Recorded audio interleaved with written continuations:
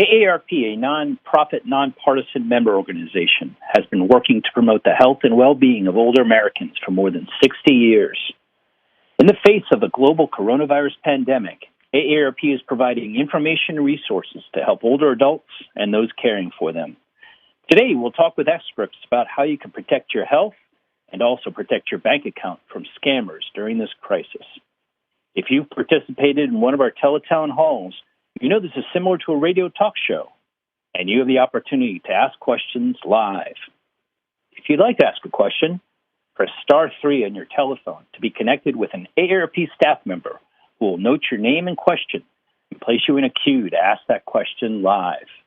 To ask your question, please press *3.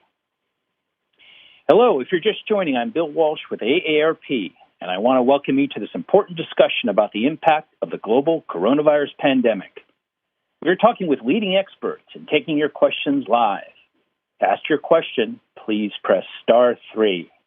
Joining us today is Leigh Vinocur, MD, of the American College of Emergency Physicians. Gerri Walsh, Senior Vice President of Investor Education at the Financial Industry Regulatory Authority, also known as FINRA. And a bit later, U.S. Representative Karen Bass of California's 37th Congressional District. We'll also be joined by my AARP colleague, Jean Setzvan. Jean will be our organizer and help facilitate your calls today. AARP is convening this teletown hall to help you access information about the coronavirus. While we see an important role for AARP in providing information advocacy related to the pandemic, you should be aware that the best source of health and medical information is the Centers for Disease Control and Prevention. It can be reached at cdc.gov/coronavirus. This event is being recorded, and you can access the recording at AARP.org/coronavirus 24 hours after we wrap up.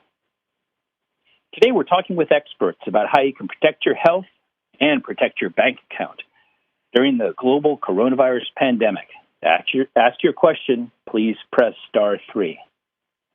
Before we bring our guests in, I want to provide a quick AARP Fraud Watch Network coronavirus alert.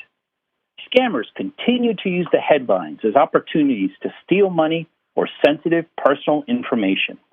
They're posing as federal government representatives, fishing for bank account and other sensitive information to, quote, deposit economic impact or stimulus payments.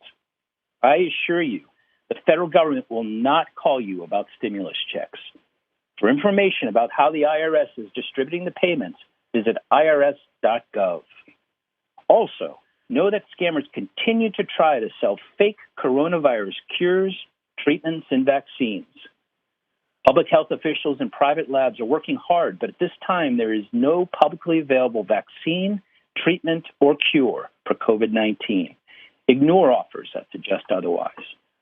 Visit aarp.org/fraudwatchnetwork to learn more about these and other scams. Or call the Fraud Watch Network helpline at 877-908-3360. Now I'd like to welcome our first two guests. Dr. Leigh Vinocur, MD, is a board-certified emergency physician and national spokesperson for the American College of Emergency Physicians.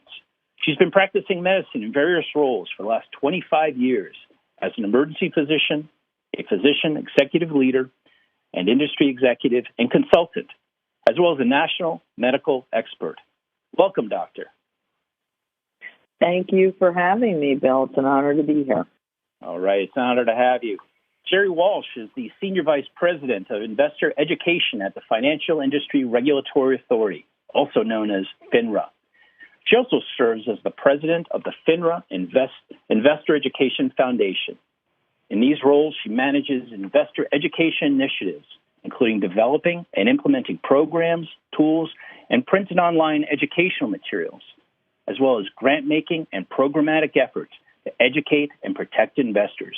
She is not related to your host, despite our similar last names. Welcome, Gerri. I feel like we are relatives, though. Thanks for having me. It's a pleasure to be here. Oh, great to get to know you. And thank you all for joining us today. Let's get started with the discussion. And just a reminder, To ask your question, just press *3 on your telephone keypad. Dr. Vinocur, we've seen many providers cancel or push out elective procedures during the pandemic, but it hasn't stopped every accident or injury that would require someone to visit the emergency room or urgent care. How has the pandemic affected people who need emergency care? Well, that's a very good question, Bill. And the American College of Emergency Physicians just completed a recent poll, and we found that a third of American adults are delaying or avoiding medical care because of their concerns with contracting the coronavirus and COVID-19. So while it's important to social distance that we have flattened the curve, but that just means we are going to see cases that are going to keep occurring longer out. And emergencies are still happening. I mean, people are having accidents, heart attacks, strokes. And it's critical to get treatment for these emergencies in a timely fashion because you don't want to risk further damage or complication. So if you're having signs of a medical emergency, things like difficulty breathing, chest pain, fainting, loss of consciousness, confusion, weakness on one side of your body, severe abdominal pain, those kind of things, you want to get to the emergency room. And you have to, we understand that people are concerned about COVID-19, but you have to realize even before this pandemic, the concept of infectious diseases and using things like universal precautions and respiratory transmission precautions is something we've always done in the emergency room. Our specialty excels at keeping potentially infectious patients away from those that are not infectious. So, depending on how prevalent it is in your community, how big or small your hospital is, they've prepared and done a lot. I know that some hospitals are manning phone banks, and people are calling ahead. They're asked questions if they have fever and chills. They're told to go to separate entrances and triage areas. We saw in hot zones like in New York, there was triage areas outside. There are these point-of-care tests in some of these places where you can get the results relatively quickly, and they're doing a good job of trying to separate out people that are just having a heart attack versus people that are infectious. So, if you're having a serious emergency, we really want you to know you can come to your local ER. Please don't wait, because it can be a matter of life and death. Sounds like good advice. Thank you very much, Doctor, for that. Gerri, in my introduction, I shared a roundup of some of the scams we see through the AARP Fraud Watch Network. What types of investment-related scams should people be aware of?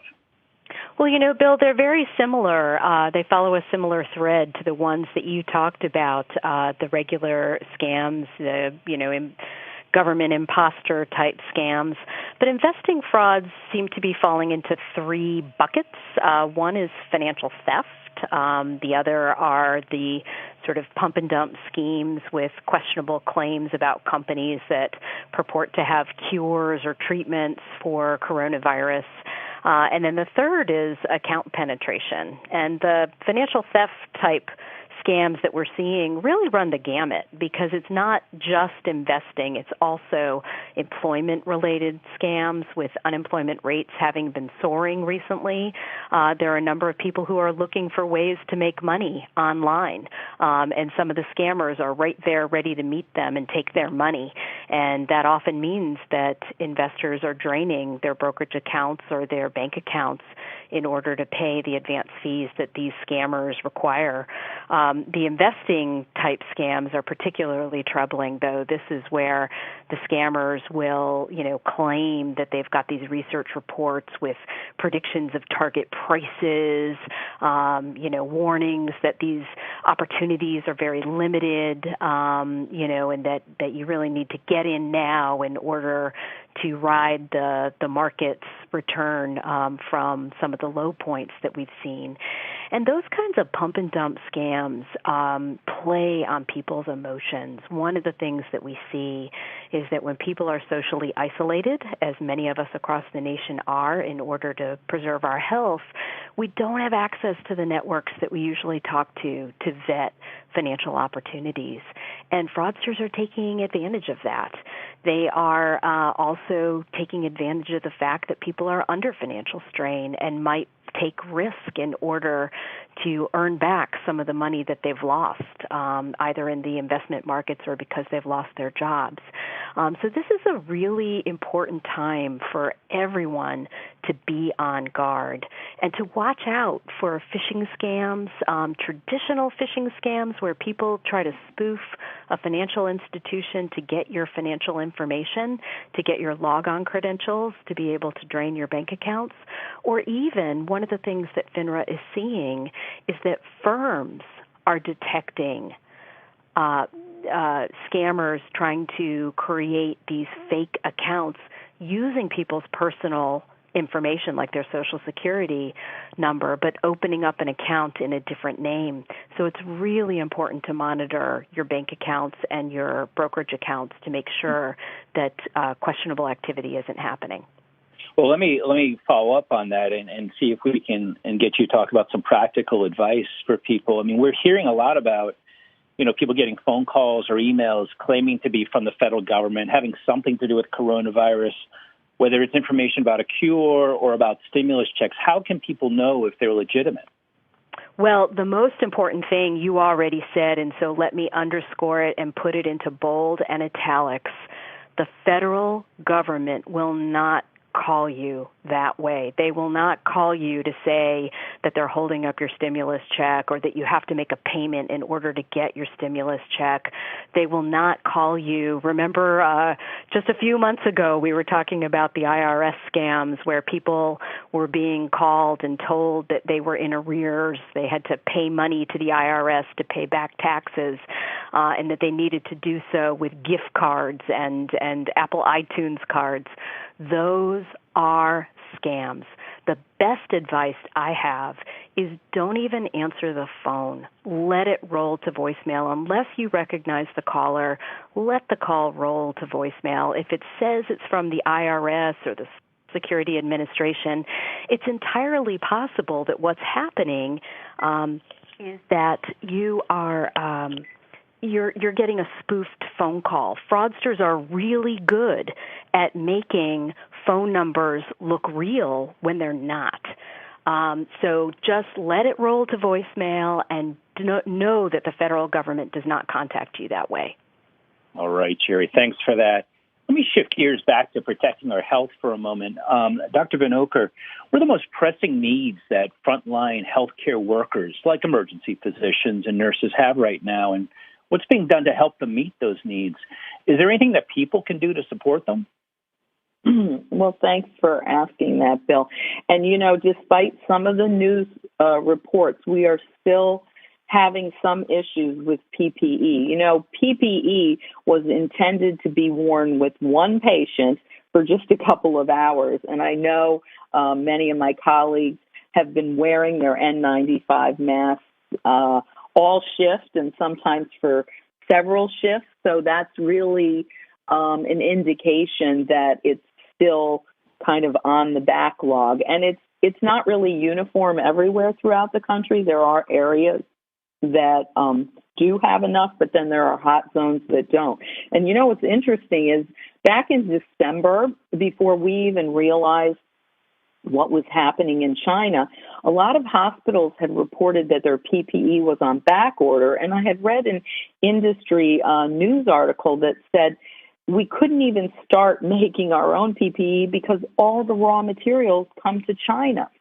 So PPE and things that have come to light in this pandemic are really essential equipment for our public health system and emergency services, which is the healthcare safety net and vital to the health of every American. So just like the military, there are certain things we shouldn't be outsourcing. things that are critical for national stockpiles like PPEs and ventilators. We need to start making them in this country, and we need to, if it costs a little more, people need to make a living wage. So I think that's a critical thing, and I think we can let our voices be known to our legislators. ACEP in that poll that we discussed a minute ago also found that 97% of respondents said that they believe that the federal government needs to support efforts to increase access for this vital equipment during the pandemic. So it's something that's essential to everybody's health and well-being, and we need to think about it that way. Thank you for that, Dr. Vinocur. And while I have you, I want to take a moment to thank you and all our callers today who dedicated their careers to medical service. The healthcare workers across the world are on the front lines fighting this pandemic, and AARP wants to thank each and every one of you for your dedication, hard work, and bravery during this difficult time. It's now time to address your questions. You're welcome. It's now time to address your questions with Gerri Walsh of the Financial Industry Regulatory Authority and Dr. Leigh Vinocur of the American College of Emergency Physicians. As a reminder, please press *3 at any time on your telephone keypad to be connected with an AARP staff member to share your questions. And please stay tuned, because in a bit, U.S. Representative Karen Bass will join us and answer your questions as well. I'd now like to introduce my colleague, Jean Setzven, who will help facilitate your calls today. Welcome, Jean. Thanks, Bill. Delighted to be here today. All right. I understand you've already got a number of people on the line. Who do we have up first? Our first call is coming from Sandra from Waco. All right, Sandra, go ahead with your question. Yes, my daughter's going to have an electric surgery. She was already scheduled, but then they canceled it. And I was wondering when it's going to be safe for her to go into the hospital, because she has other medical problems too, and so do I. And I would like to stay with her. And when would that be available? Anytime soon. Dr. Vinocur, do you want to take a stab at that one? Yeah, Sandra, thanks for your question. It's very dependent on your state government, and even within local jurisdictions, there are cities and towns that are making that difference. But please know that I've been on a lot of calls and talked with hospital committees.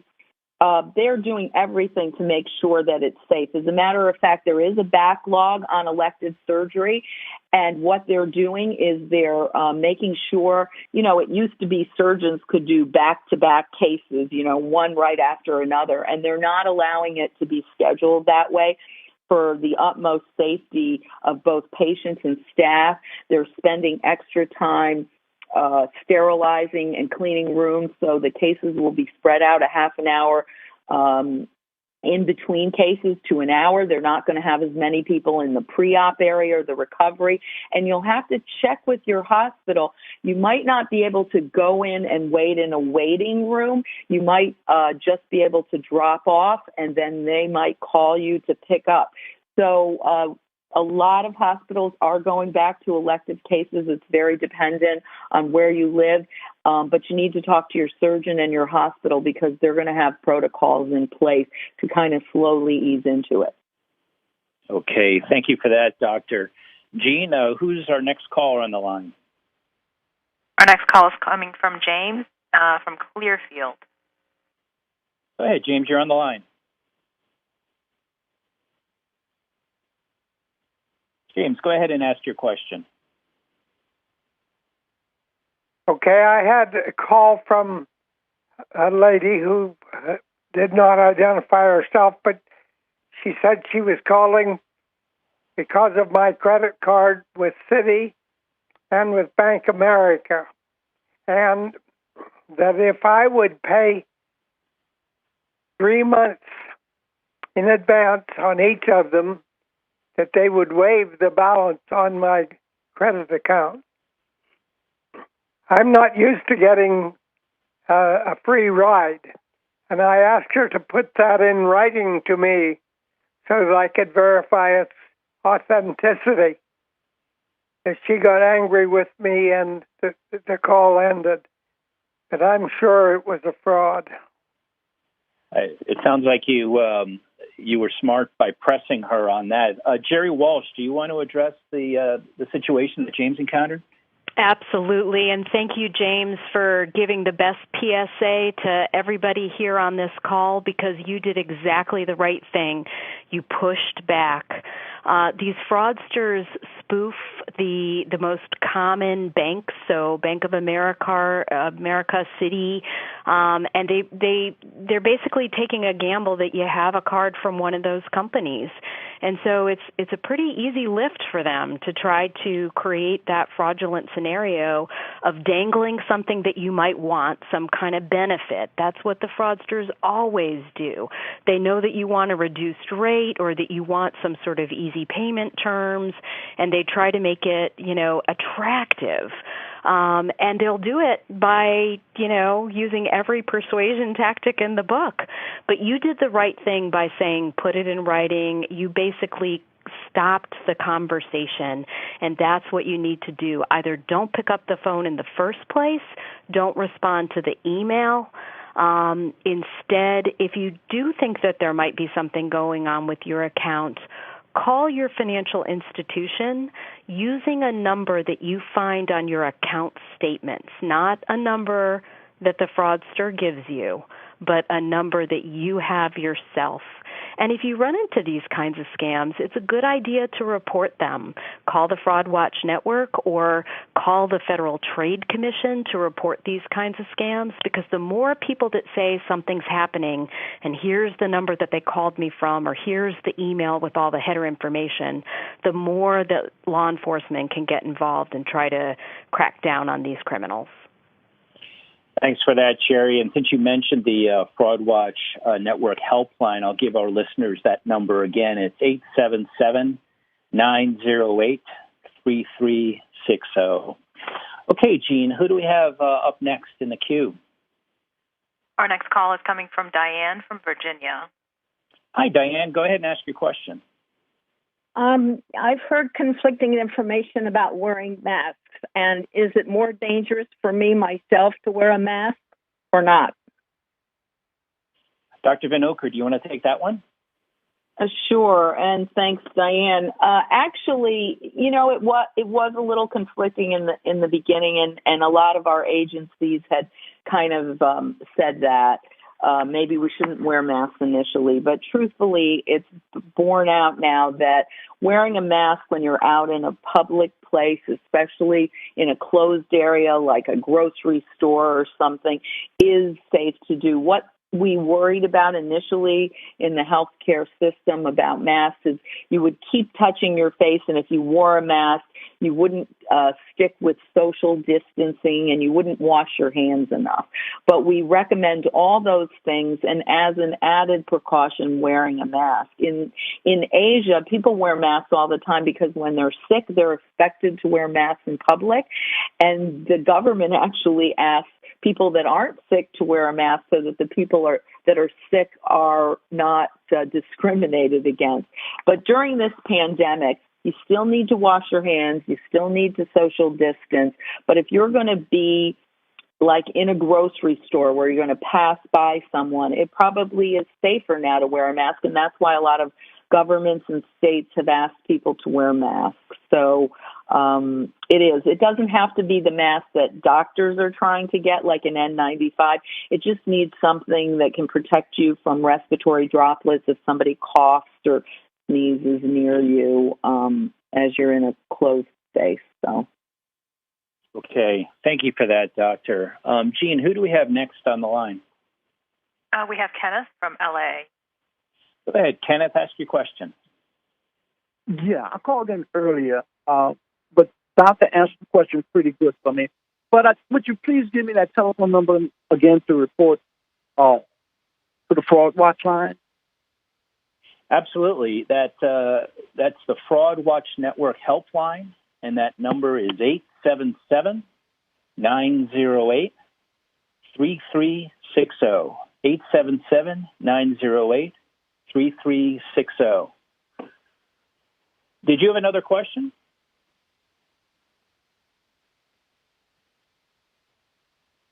All right, I guess not. Jean, do you want to let me know who's next in the queue? Absolutely. It's Valerie from Florida. Hey, Valerie, what's your question today? Yes, hi. My question is regarding medical. My daughter is pregnant. She'll soon be getting ready to have her baby. And I know they're not letting anyone in the hospitals unless it's a life-threatening situation. So I'm concerned. I want to know how safe would it be for her to deliver, with the baby and all. That's an interesting question. Dr. Vinocur, do you want to address that? Yes, and initially they weren't even letting the fathers in the room. I think there are some hospitals now that are allowing the father to come in to the room or right after the birth. But like everything that we've discussed prior, Valerie, it's pretty safe. They're keeping separate entrances. There aren't a lot of extraneous people in the hospital. There are no visitors to lower the potential of COVID getting into the hospital. That's why they have changed visiting hours, and unfortunately, even some seriously ill patients can't have family members there. But right now, they're doing everything to make sure the areas are clean. They're separated from the infected patients, and women. It's one of those things like medical emergencies. Babies are going to come, and it needs to be taken care of. So along with the start of elective surgery and such. But she should talk to the hospital, find out if the father's allowed in the room, if they are allowing any other guests, although my guess would be right now that no other visitors would be allowed. But it is safe. Okay, doctor, thank you for that. Jean, who's next up in the queue? We have Miguel from California. Hi, Miguel. Go ahead with your question. Yeah, good morning. Thank you for taking my question. And first of all, a shout out to all the nurses and doctors and medical staff. They're doing a wonderful job. God bless them all. My question is this. There have been two products that have been advertised on the media recently that are apparently sanitizers. One is called Hand Varna foam. That's HANDVANA foam, FOAM.com. And the other one is drbrite.com, DrBrite.com. Both say that they're less harmful to the skin than regular sanitizers, that they're effective against all types of germs, including the virus, and also that they will donate one bottle to the nursing and medical fraternity for each bottle that's sold. But they're quite expensive. Do you have any information on how effective they are and if they're bona fide? Gerri Walsh, why don't you start with that? Miguel is asking if you are aware of those products and if they're legitimate.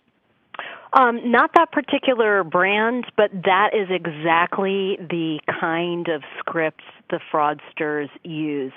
They will use an emotional hook, like a desire to help, not only your own self with hand sanitizer, but also the nursing community, the donation of these products to somebody else.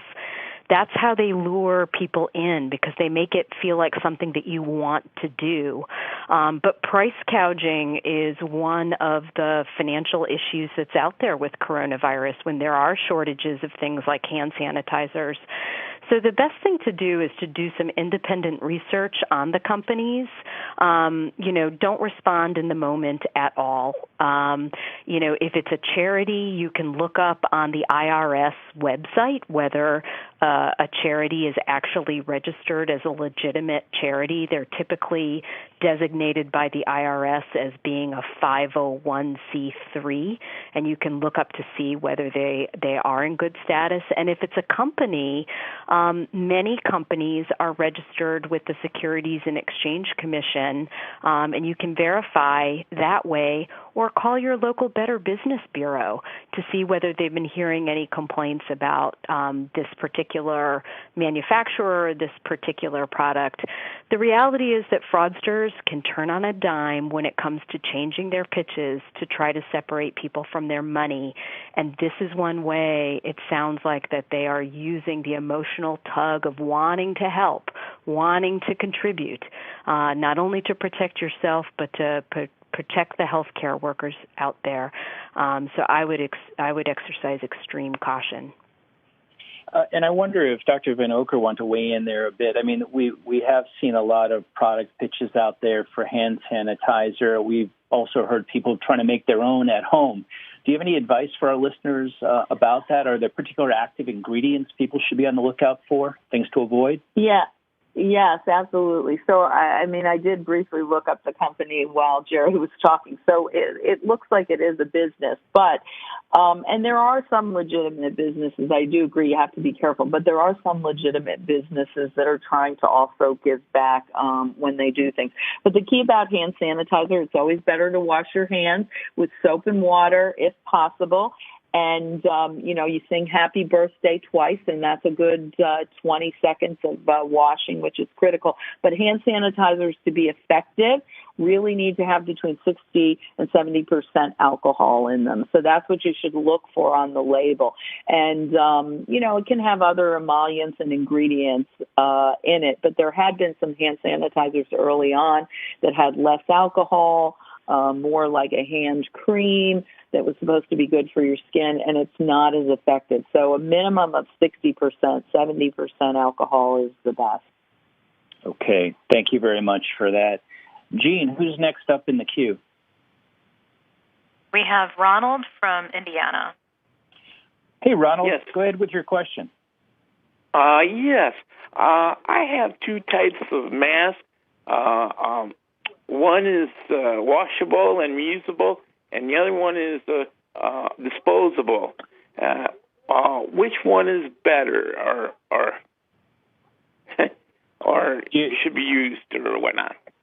Right. Are there any brand names on those masks that you have? I guess not. Right. Dr. Okay, Dr. Vinocur, do you want to take a crack at that and maybe provide some guidance for people if they want to create their own mask or they're looking to buy a mask? What should they be on the lookout for? Right. There are a lot of masks now that are available. The N95 is really the medical mask, which screens out about 90% of particulate matter viruses. But they are still in short supply, and it's hard to get a hold of them, and there are these scams online, too, coming from foreign countries where you pay the money and you don't get them. And the recommendation now with the CDC and everything else is just to cover your nose and mouth. So it's important if you're wearing a mask, it has to go all the way over your nose and mouth. I see so many people out there with the mask under their nose.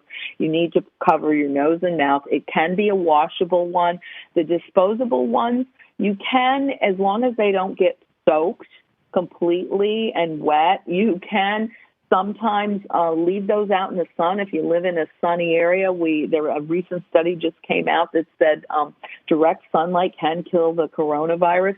So you can leave it out in the sun for a day at least, and then you could probably use that again. But if it gets particularly soiled or particularly wet, you can dispose of that. But a plain washable mask, you can find them online. Some of the masks have these filters inside that you can change after a couple times. Those are usually good. The key is to still not touch your face, nose, and mouth, even when you're wearing the mask that much, and to wash your hands a lot and still socially distance. Okay, thank you for that. Let's take another question. And just a reminder, if you want to ask a question, please press *3. Jean, who's next up in the queue? We have a call from Mary Ann from North Carolina. Hey, Mary Ann, go ahead with your question. Hello. Can you hear me? I sure can. Go Hello? ahead. Oh, this is kind of long. I got a letter in the mail from Discover, and it said that someone had was asking for a credit card in my name. Had I done this? And it had a phone number, and I called and said, no, I didn't do it. And they gave me a big, long reference number at the store. And so they said that it appeared to be an authentic letter from Discover. And so they said, well, of course, we won't establish we won't give them that card.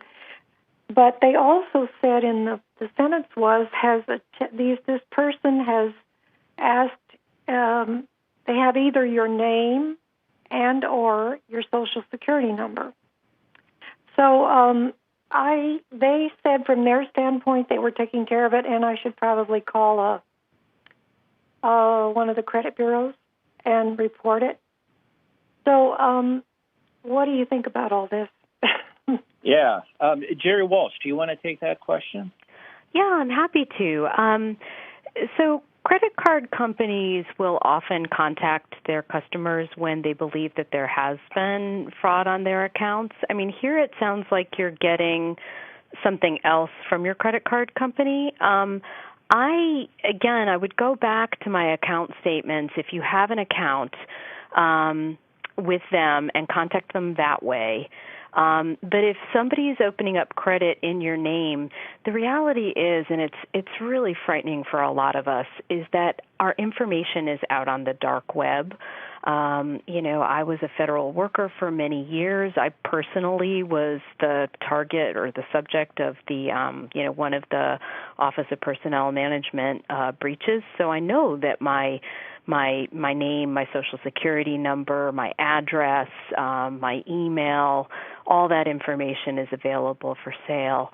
So one of the best things that consumers can do to protect themselves against this kind of identity theft, if that's what's happening in this situation, is to do what you were suggested, to contact the credit reporting agencies, Experian, TransUnion, or Equifax, and freeze your credit. But if you think that there's been something fraudulent done with respect to your credit, you can put a fraud alert on your account. There are consequences to doing that. We have information on FINRA.org about sort of the pros and cons of fraud alerts and freezing your credit.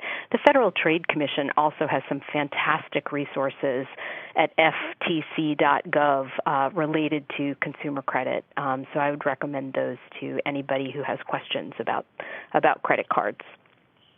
Okay, Gerri, thank you so much for that, and thanks for all the questions. We're going to take more shortly. A reminder, to ask a question, please press *3 on your telephone keypad. Let me shift gears for a moment here. This has been a difficult time for everybody, and I'd like to give you a brief update on what AARP has been doing to protect older Americans and get them what they need during this pandemic. First, we fought to ensure that Americans whose primary source of income is Social Security, SSI, or veterans benefits will have payments up to $1,200 under the recent economic stimulus package, and they will not have to file any additional paperwork to receive the payment. You can visit aarp.org/coronavirus to use AARP's stimulus payment calculator and estimate the value of your payment. We've also pushed to expand unemployment insurance benefits, as well as paid sick leave and paid family leave, virtual visitation in nursing homes, and we've stood up for the most vulnerable seniors by helping to secure increased funding for critical programs like Meals on Wheels. Well, we've been hard at work in Washington, D.C. AARP representatives across the country are also fighting for you during this public health crisis on a range of issues. I just wanted to share a few examples. In North Carolina, New York, and New Jersey, AARP is fighting to expand paid and emergency leave for workers. And AARP state offices across the country are fighting to increase transparency about coronavirus cases in elder care facilities, securing sufficient protective equipment for nursing home staff and residents, bringing communications technology into those care facilities, and making sure people aren't inappropriately discharged or transferred. All of these are important topics for older Americans, and AARP's advocacy would not be possible without the phone calls, emails, and actions from AARP members, volunteers, and older adults across the country. So I'd like to thank you all for that. Now I'd like to bring in our third distinguished guest into the conversation. She is U.S. Representative Karen Bass. She's in her fifth term representing California's 37th Congressional District in the United States Congress, where she also serves as chair of the Congressional Black Caucus. Prior to serving in Congress, she was the 67th Speaker of the California State Assembly, the first African-American woman in U.S. history to serve in this state legislative role. Before her service as an elected official, she worked for nearly a decade as a physician assistant and a clinical instructor at the University of Southern California's Keck School of Medicine Physician Assistant Program. Welcome, Congresswoman Bass. Thank you. Thank you so much. Thank you for having me. All right. We're delighted you can be on the line with us today. And let's jump right in.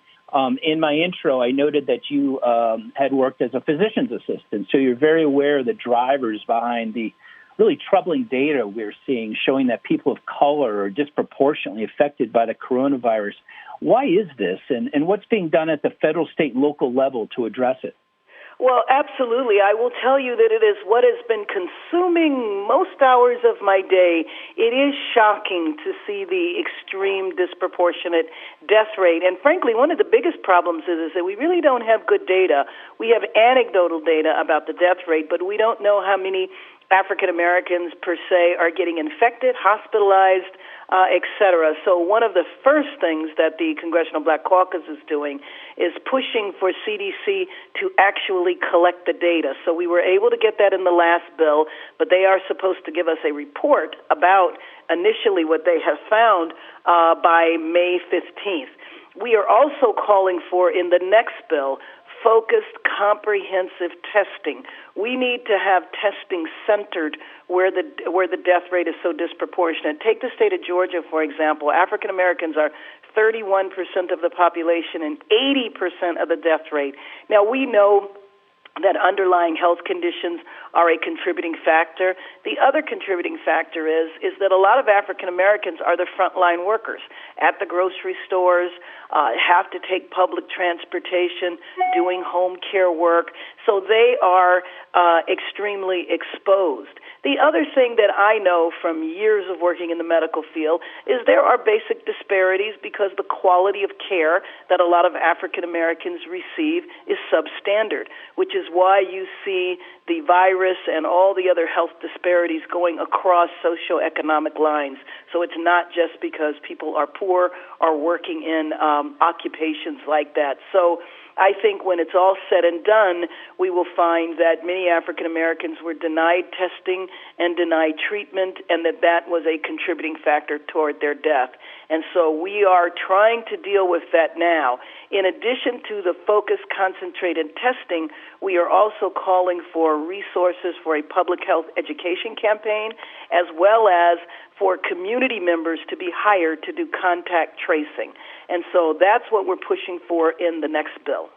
Okay, and let me pick up on that to talk about the next bill. I mean, one persistent issue we've seen throughout this crisis is access to food and nutrition.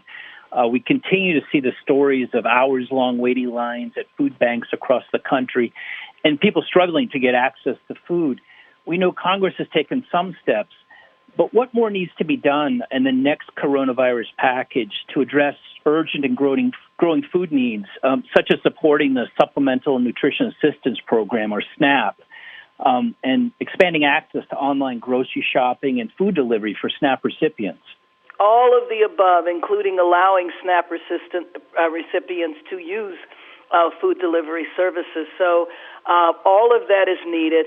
But in addition, we need to help the farmers, because I'm sure you've been seeing that a lot of farmers are plowing their crops under. They're destroying food, and then you're seeing the food lines, and one of the reasons they're destroying the food is because they don't have a way to get the food to market. And so we need to have the government assist with that. But it really is important to just take a deep breath, take a step back, And we really need to absorb the fact that this is the United States of America in the 21st century, the richest country in the history of the world. We should not be experiencing a crisis in the manner that we are. And so one of the things that has happened has been very mixed messages on a federal level, in particular from the administration, but even on a congressional level.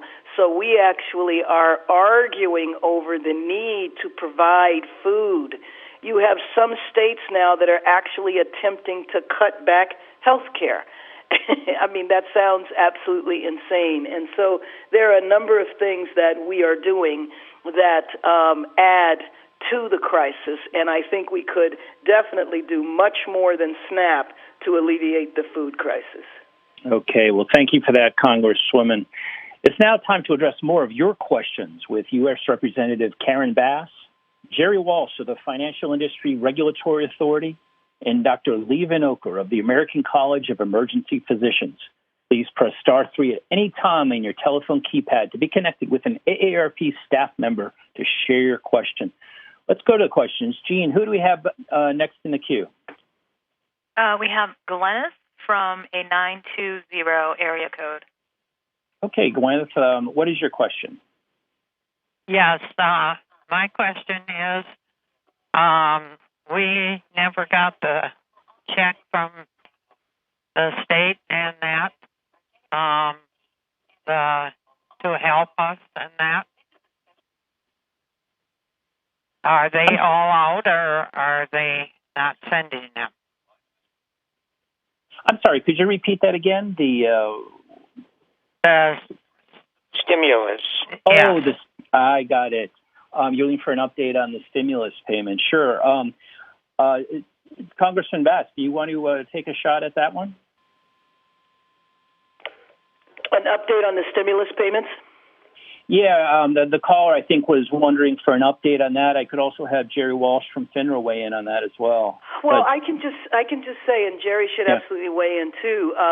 If you did do direct deposit, you most certainly should have gotten money into your account. But I know that the paper delivery of checks have been a lot slower. The president wanted to weigh in and make sure that people understood his contribution, and so he is sending a letter, and that was a little bit of delay. If there's additional delays beyond that, it might be something specific to the individual or the geographic region, and maybe this is where Gerri could weigh in. Right, I'm happy to. Thank you very much. The IRS on its website at irs.gov has a great deal of information about the status of the stimulus checks. The IRS is still in process getting checks out to people, doing the calculations, and either getting the payments made electronically or by check. And if you filed taxes in 2018 or for 2019, which of course you would have just filed in the last few months, there shouldn't be any action that you need to take. And the same is true if you're receiving Social Security benefits or railroad retirement recipients. They typically don't need to file a tax return. Or if you don't typically file a tax return and you're receiving those benefits, you don't have to take any action because the IRS is using the information that's on those, SSA forms and the Retirement Railroad Board forms. But it is taking time. It's not something where everyone across the country who's eligible was able to get a check right away. It is a process that takes time. So, the IRS asks that people not call them, but instead use the website at irs.gov to track your stimulus payment and to find out what you need to do if you do need to take action. Okay, thank you very much for that, Gerri. Jean, do we have another question in the queue? And a reminder to our audience, please press star 3 at any time to get into the question queue. Jean, who's up next? We have Susan from Washington. Hey, Susan, go ahead and ask your question. Hello. My question is, if there is a way for the hospital industry to develop communication tools about supplies so that the notice gets out there to folks. I worked 20 years in a rural hospital in supply, and I noticed that over the years, it became more and more important to try to do more and more with less because cost of healthcare was going up. And our insurers try to negotiate that price down. And one thing that happens with the rural hospitals is they don't have the information that the larger hospitals do on how supplies are rolling or where the back orders are likely to develop. It happened in 87 when universal precautions became introduced. The gloves went out. And then again, later on, there was an Olympic event down in South Asia, and they shut down all the glove factories to clear the air for the Olympics. So this is the third time I've seen PPE be threatened in our country. So in all of these times, the rural hospitals are usually the last to know. The larger hospitals have tried to cope with cost decreases by negotiating with their suppliers to hold 2 weeks' inventory on their behalf. But in rurals, they don't have that power. Nor do they have any kind of... Right. Thank you, Susan, for that question. I think Dr. Vinocur, actually, from the American College of Emergency Physicians, might be in a good position to address that. Dr. Vinocur? Yes, thanks for that call. Rural hospitals are at risk in this country. Even before the pandemic started, they have funding problems. It's very difficult for them, and I know that all of us in healthcare worry about rural healthcare now after this pandemic. And you're absolutely right. We need something strong, central command federally, which we haven't been seeing. And some of the pandemic task force, I believe, was dismantled due to funding. And really, public health needs to be a priority for us, as well as emergency services, which go hand in hand, because, whether it's a pandemic like this, and we as ER doctors were very afraid of this because we knew we wouldn't be prepared for this because of what has been going on just over the last 20 years as hospitals shrink and their inability to do more surge, because you're right, the insurance companies have brought more and more out of the hospital. It's critical. So it's important to talk to people like Congressman Karen Bass, who I know is doing a lot for this, but we need a strong central government to manage the stockpile, to be in communication with our state governments for that. It's very critical when it comes to public health, and we now see how public health is so critical. We kind of took it. I used to tell people as ER docs, we're kind of victims of our own success because we were kind of holding the healthcare safety net together over the years, boarding people in hallways, waiting for beds upstairs, waiting for psychiatric beds, and we were kind of managing all these things at once.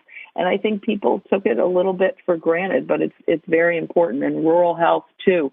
We don't have enough doctors that are going out there. The hospitals are shrinking out there. And it's critical for public health and safety. Okay, thank you for that. Jean, do we have another questioner? Yes, we have a question coming in from Facebook related to unemployment. This one is coming from Joyce, and she's asking, if the state opens while numbers are still increasing and you don't feel safe going out, will refusing to return to work eliminate any unemployment compensation? Representative Bass, do you want to take a shot at that? The question is about the states opening up and returning to work and the effect on unemployment compensation. Yes, and that is actually why we're looking for other ways to deal with it, because as of right now, if you don't feel like going back to work and you get fired, you're not eligible for unemployment. And we're deeply concerned about this, especially in some of the extreme situations that you've seen around the country where people are being ordered to go back into meatpacking plants. And so we actually are looking at another way that is not unemployment. We have not resolved that now. I don't believe it will be a part of this next bill. So as of right now, that is the situation. If you don't go into work and your employer fires you, you are not eligible for unemployment. I just want to thank you so much for including me, and just hats off to AARP. To me, AARP is like the premier standard, one of the most powerful organizations in our country, and your work and your advocacy is so needed right now.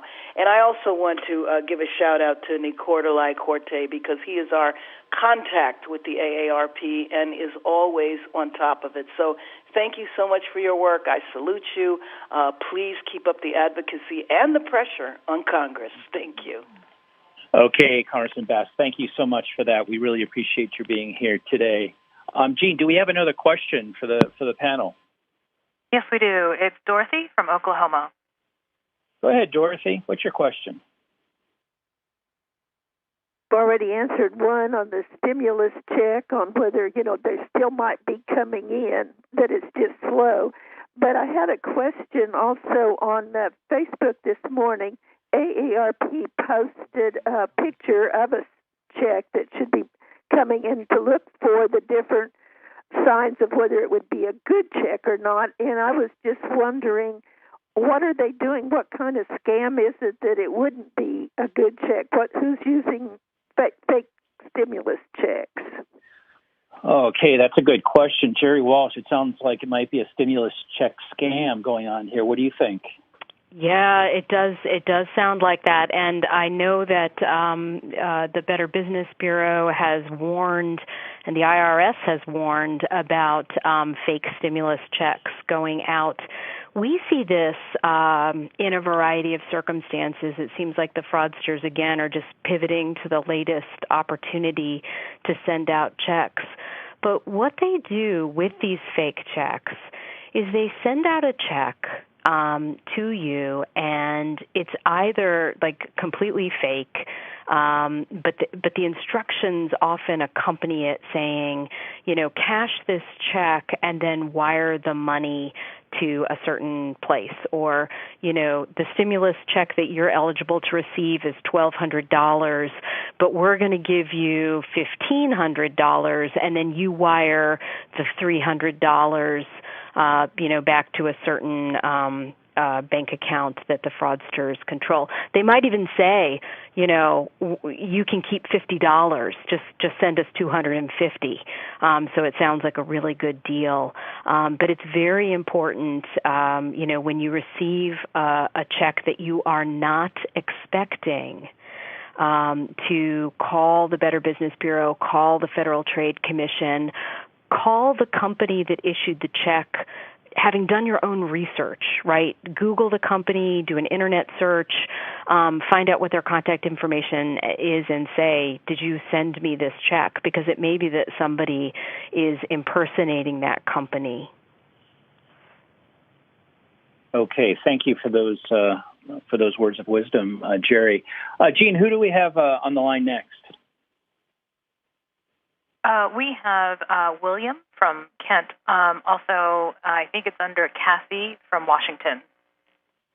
Okay, go ahead with your question. Yeah, hi. Thanks for taking my question. A friend of mine, we've been friends for a long time, and we wanted to get together to make some masks. And we just live like 3 doors down from each other. And neither one of us are sick, or we don't know anybody that's been sick. And we're just wondering, is it okay to do that? Sounds like a question for Dr.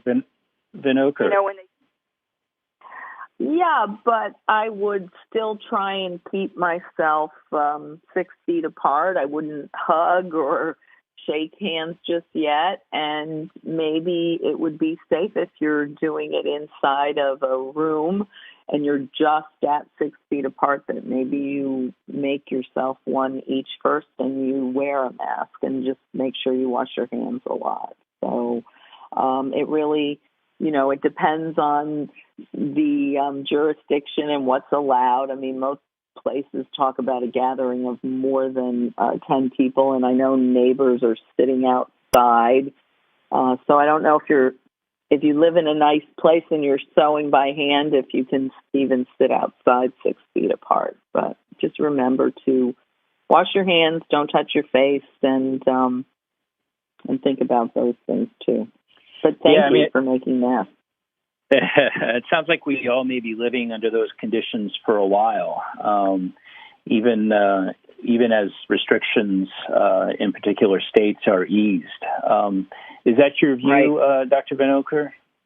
Yeah, I think as we ease up, we're going to do things slowly. Business is going to look different. They talk about even office areas, no more big areas with lots of little cubbies, all packed in tight to each other. As restaurants slowly open up, they're requesting the staff to wear masks and half full rooms. So I think for a long time we're going to see people wearing masks in public and socially distancing, even as we open.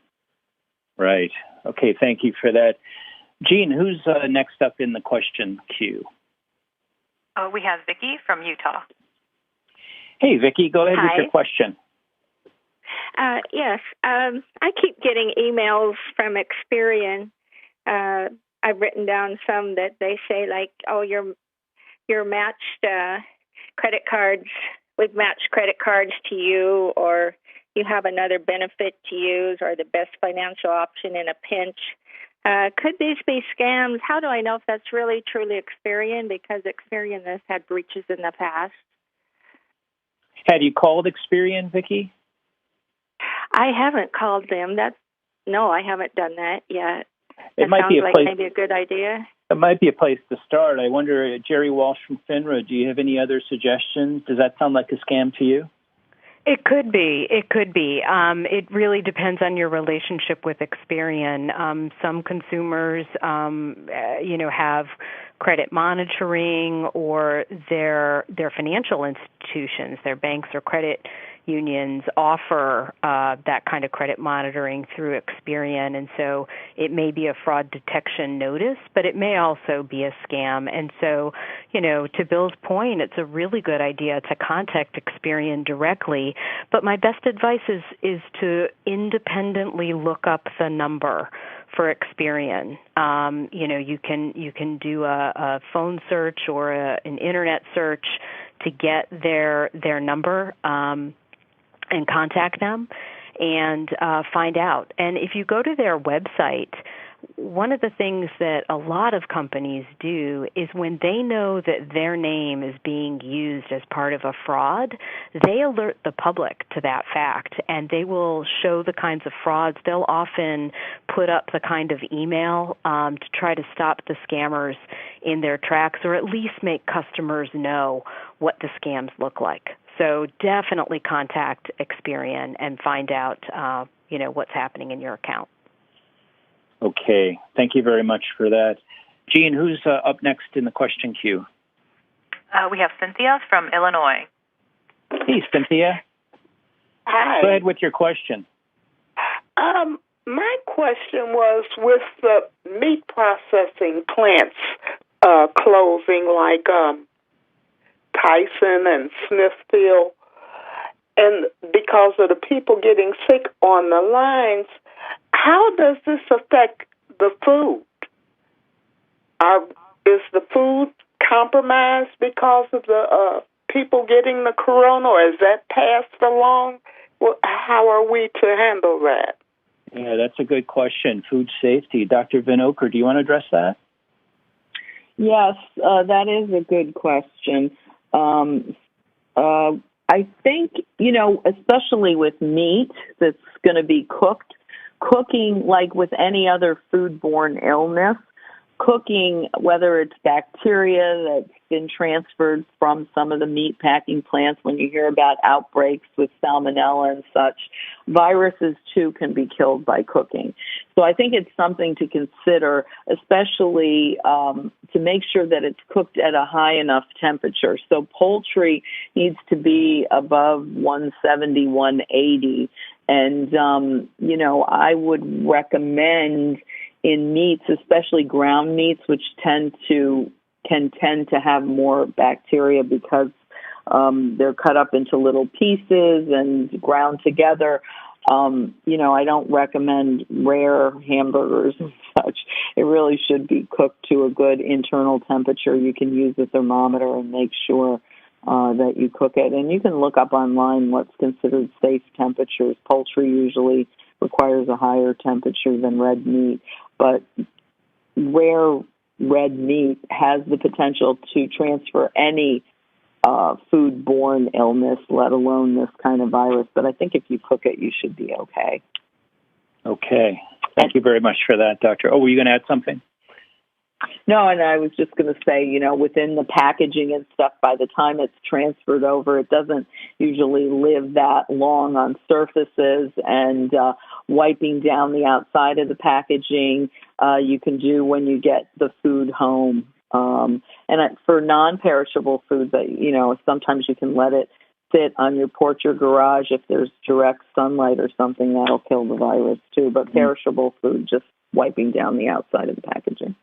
Let me follow up on that, because so many people now are going to home deliveries, whether it's of cooked food or packages and whatnot. And there have been a number of questions in the past about how safe it is to receive packages that are placed on your porches. What should people do? What kind of precautions should they take?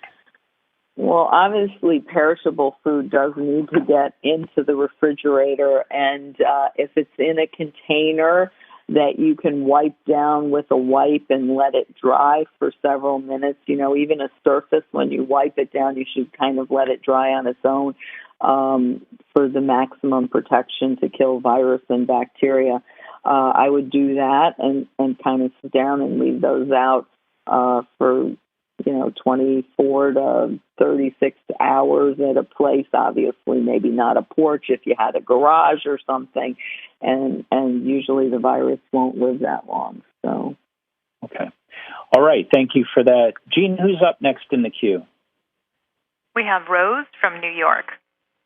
Hey, Rose, how are you? Go ahead with your question. I'm doing well, thank you. I have several, actually, if you don't mind. The first is to the woman representing FINRA, I believe it is. How does one determine whether or not someone has opened up unauthorized opening of a bank account in their name to include being a secondary user of someone else's account? The second to that question is if one believes that their bank account has been compromised. Years ago, there was a link on the FINRA website to talk about bank inappropriate, whether or not the bank may be involved in some collusion, and you were able to file a complaint there. That system is no longer available, so is there something that replaced it? So that's for the financial question. And then I have one more in terms of health. Do you mind? Nope, go ahead. Okay. I can answer. Okay. And then the third is there are people, of course, we understand the importance of covering our faces and, what to do with a mask or the purposes for using a mask, etc. However, it's becoming very popular in certain, especially urban areas, where people are setting up tables on the street and selling masks and sanitizer, etc., which for me it can be unsanitary. So are there steps to take, or would that be an avenue that one should collect these items being sold out in the open like that, because they themselves could potentially be contaminated, I'm thinking. So that's the third question. Okay, Rose, thank you so much. Let's get you some answers here. Why don't we start where Rose left off, which is the masks that she's seen being sold and also sanitizer on the street. She's asking, I guess, how safe that is, what precautions people should take. And I imagine there's a question from the consumer point of view. Is this a good thing to be buying? Dr. Vinocur, do you want to take a stab at that? Yeah, sure. Thanks, Rose. Well, I think, if you're going to buy a hand sanitizer, you need to know that there's 60 to 70% alcohol in it. So, somebody's homemade sanitizer that they might be selling that doesn't have ingredients, I think could be a little bit risky. Right now, it is a little easier to get sanitizer, supposedly ordering it online.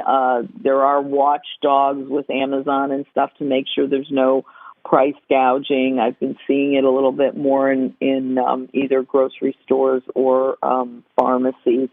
So I would maybe recommend getting a brand name or something in a retail store or online, as opposed to buying something on the street that's homemade that you're not sure what's in it at all.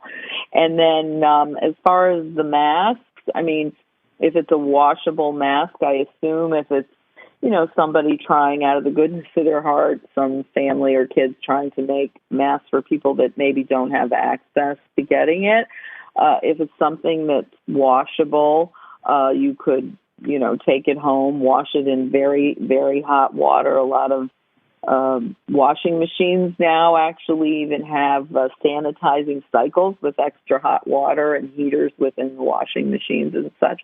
So I guess you could wash it really well. Make sure you wash your hands, don't touch your face or mouth on your way home. But there are options now for masks online. They may not be the N95s that hospital workers use, but as we said, we just want you to cover your nose and mouth for extra protection while you're out. So I have been seeing a lot of masks coming back online. So yeah. Okay, Doctor, thanks for that. The earlier part of Rose's question was directed, I think, to Gerri Walsh.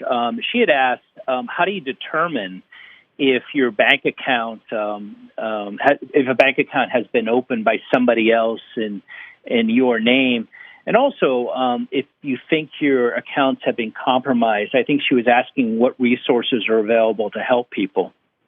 Absolutely, and those are great questions. FINRA doesn't oversee banks. We do oversee broker-dealers, so the people that sell stocks, bonds, and mutual funds.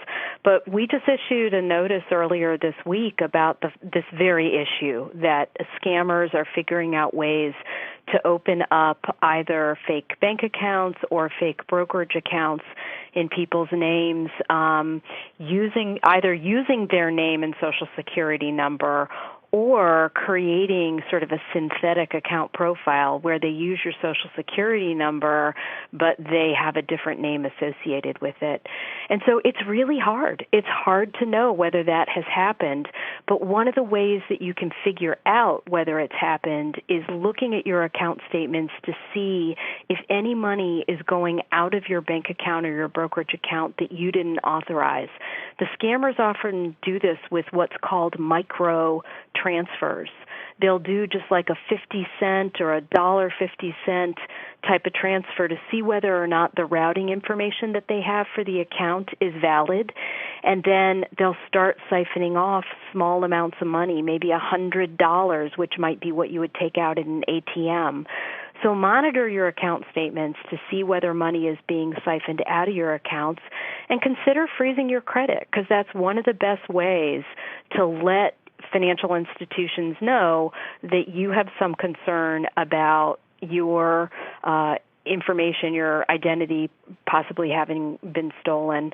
Again, the Federal Trade Commission has a great deal of information on their website about identity theft and how to prevent it. And if you ever have a concern about a brokerage firm or a bank account linked to a brokerage firm where you think that money is being siphoned off, feel free to use FINRA's Complaint Center, finra.org/complaint. If it isn't within our jurisdiction, we'll get it to the entities that do have jurisdiction over that. All right, very good. And Gerri just mentioned the FTC. Their website is ftc.gov. They have some terrific information there. on how to protect yourself from identity theft. Another resource I've mentioned earlier in the call is AARP's Fraud Watch Network helpline. You can call them directly at 877-908-3360. Okay, Jean, who's our next questioner? We have a call from Ron from New York. Hey, Ron, go ahead with your question. Oh, hi. Yeah, regarding the media, the media tends to be over dramatic and very sensational. So with the virus, apparently you can't go to hospitals unless you have the virus, and even then you have to stand online. So what happens if you're, for example, out for a walk and you trip over a rock and you break your leg? I mean, are you supposed to crawl home? Can you call 911? What are you supposed to do about that? And also, I have an unrelated question regarding unemployment. I was let go at the end of January, and this was pre-virus. And I was also temping. I started temping as well. So when I certified, you would get partial payments, which was fine. Along the way, what would happen was at certain times, not certain times, let's say about 4 or 5 weeks into this unemployment, I got questions. I guess it's security questions or something like that, and I answered one of the questions wrong. So now I keep on certifying, and I do not get any more payments. And I've certified since the middle of March and have not received any payments at all. So can anyone help me out with those two unrelated questions? Right. Well, let's start with the first one. Dr. Vinocur addressed it a little bit earlier in the call, but, Ron was asking about emergencies happen that have nothing to do with coronavirus. And he's asking, what should he do? What's safe to do there? Let's start there. Yeah, absolutely. Thanks, Ron. If you're having an emergency and you need to call 911, you should definitely call 911. And your emergency departments are set up to, to handle both corona and non-COVID-19 cases. For something, if it's more minor, like a twisted ankle, like something that, maybe you don't need a full emergency department. If you would normally go to an urgent care for that condition, then you can go to the urgent cares. A lot of the urgent cares are not even, in my local area, they've put out a notice that they're really not testing for corona. They don't see them, especially the independent ones. Some of the urgent cares that are attached to health systems are testing for corona, but even they have procedures in place for separating infected patients, especially if they're part of a big health system. They have the same infection control policies that hospitals have. So that's, if you're having an emergency, we don't want you to delay because there's always a risk of a complication if you put off being seen.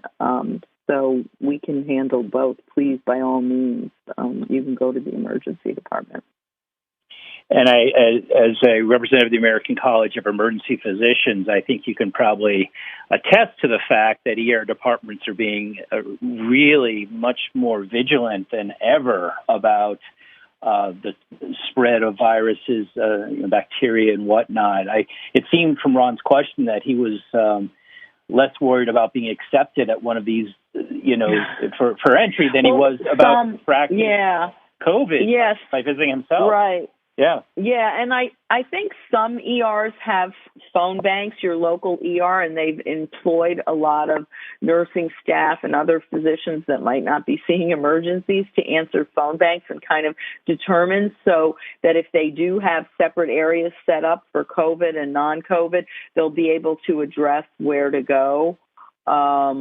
Certainly. So it really depends on your local hospital, your community, how prevalent COVID is there, how common it is. I think, you talked about on the news seeing lines, that was during New York, which was a hot spot, and suddenly, like within a week, they were kind of overwhelmed with things. But I really calling your you can call your physician first, and they can make that assessment. Sometimes they can call the hospital for you. So there's a lot of options. But if you're having something serious like chest pain or weakness on one side, or you're confused or your speech is garbled, don't call your doctor. Don't call the ER. You need to call 911. Okay, thanks for that. And Ron, I know you had asked another question about unemployment benefits. We're gonna see if we can get you some resources on that. I'll tell you there's a lot of information about unemployment benefits at aarp.org/coronavirus. Not sure if it'll address the very specifics, but I think it'll give you a sense of what benefits are available to you and maybe some other resources to help you out. Meantime, Jean, do you want to serve up the next questioner in the queue? Sure. It is Roy from Texas. Hey, Roy, go ahead with your question. Thank you. Appreciate everything y'all are doing today. There was a lady that called in from Utah, I believe it was earlier, about getting emails from Experian. And I, too, have received at least one and maybe two a day throughout April. And the question was asked, how do you contact Experian? Well, I tried every way to find the numbers for Experian, and I tried 3 different numbers. And here's what I wanted to pass along to everyone. Right out of the box, they wanted my total Social Security number before I could continue the call. And I might add that in the emails, they've got a membership ID number. They're offering insurance. They're offering credit cards, identity theft protection.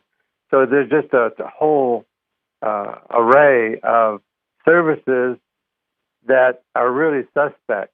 So the answer is unknown at this time. I've been unsubscribing from the email now for probably 3 weeks, and I'm still getting them. So hopefully other people, if they've been getting emails from Experian, none of the other 2 have been sending emails, so it's real suspicious. Yeah. So thank you. All right, thanks for that question. And I can tell our listeners that the website for Experian is Experian, EXPERIAN.com. That's their official website. They also have a toll-free phone number for online fraud and identity theft guidance. That phone number is 888-397-3742, 888-397-3742. Gerri Walsh, did you want to weigh in on this at all? The only further thing is I actually had looked up the number as well to share it. One thing that is a good idea is don't unsubscribe to messages that you think are fraudulent. I know that sounds counterintuitive, but it's a really good idea to just ignore them and put them in the trash. If you unsubscribe, you're clicking a link that is in the email, and if it's coming from a fraudster, 2 things can happen. One, you're identifying for the fraudster that, hey, this is a real email, and you responded. But 2, worse, you might be downloading malware onto your computer. So if you have been unsubscribing, make sure that you keep your virus software up to date on your computer, and have the latest operating system on your phone, just to protect yourself against those kinds of things. But one of the things that Roy said, Experian asked for a Social Security number. All of the credit reporting bureaus will do that, Equifax, TransUnion, and Experian, to verify who you are. And so it's a bit of a leap of faith. That's why it's important to use the number that Bill just gave for Experian if you're getting these Experian emails, or go to the Federal Trade Commission website, FINRA's website, AARP's website has numbers for all the credit reporting agencies. Okay, thank you for that, Gerri. Let's take one more question from a listener. Jean, who do we have? We have Betsy from Texas. Hey, Betsy, go ahead with your question. Hi, thank you for taking my call. I have a couple of questions, but my main question is this. I'm retired. I live in Texas. My brother and I both live in the Dallas area, but our mom is 92. She lives in California, and she's doing well. She's got a great social network around her. She's got a lot of younger friends that are bringing her groceries, so she's not having to go out at this time. But it's concerning to me, especially because it seems like from the news, this may be going on for quite a while. You know, we're both kind of struggling with, should we try and go get Mom and bring her here? Because where we live in the Dallas area, there is COVID-19. I'm not trying to say it's not here, and we're taking it very seriously, but we've had like one death.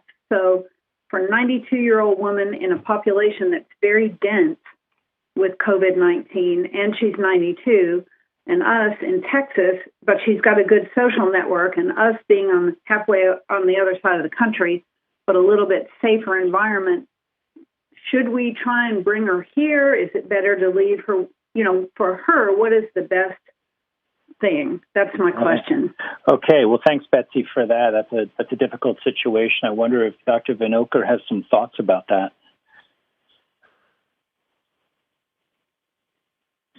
Betsy, yeah, I can appreciate it is difficult, and it probably is going to be going on for a while. I guess, you know, it's important to have a discussion. I assume you don't have young children, or you're not healthcare workers where you might be exposed, or essential employees where you're getting exposed every day, and then having to take care of her could be a further risk.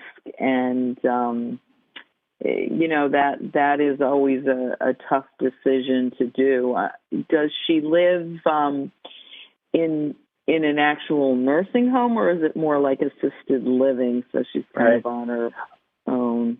Yeah, I don't believe Betsy's on the line anymore. Yeah. I mean, a nursing home where if you could take somebody home, because we know there are some issues with it because of, you know, sometimes they don't, you know, the ratio of actual nurse and the amount of PPP and the preparation is not the same as hospitals. And unfortunately, that vulnerable population was exposed because nursing homes, you know, hire techs and help that are kind of minimum wage as opposed to skilled nursing. It really depends on what it is.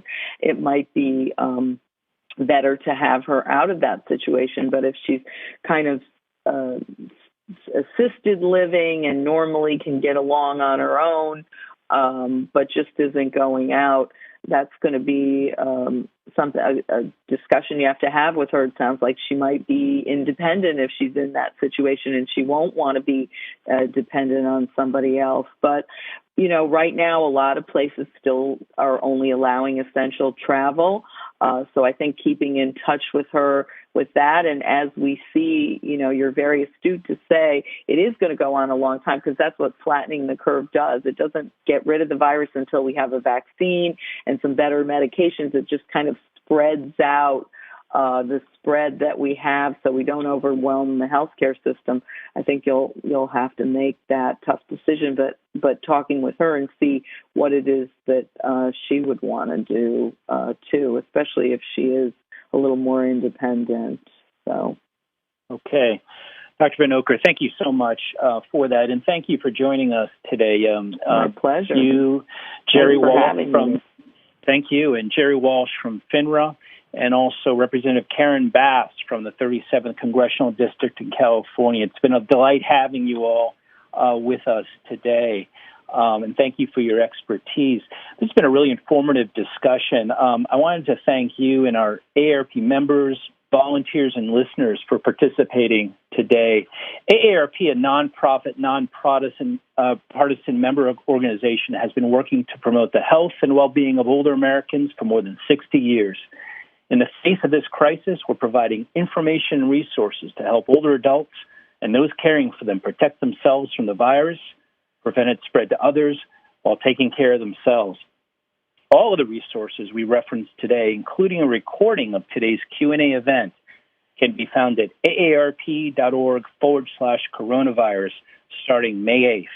Again, that web address is aarp.org/coronavirus. coronavirus. Go there if your question was not addressed, and you'll find the latest updates, as well as information created specifically for older adults and family caregivers. We hope you learned something that can help keep you and your loved ones healthy. Please be sure to tune in next Thursday, May 14th, when we'll have 2 teletown halls. The first, at 1 p.m. Eastern Time, will address how the veterans community is being impacted by the global coronavirus pandemic. The second event, at 7 p.m. Eastern Time, will include TV stars Ty Pennington of Extreme Makeover Home Edition, Carla Hall of America's Top Chef, and Matt Paxton of Hoarders. They will share how we can make the most of our extended time at home while physical distancing and sheltering-in-place orders continue. Thank you so much, and have a good day. This concludes our call.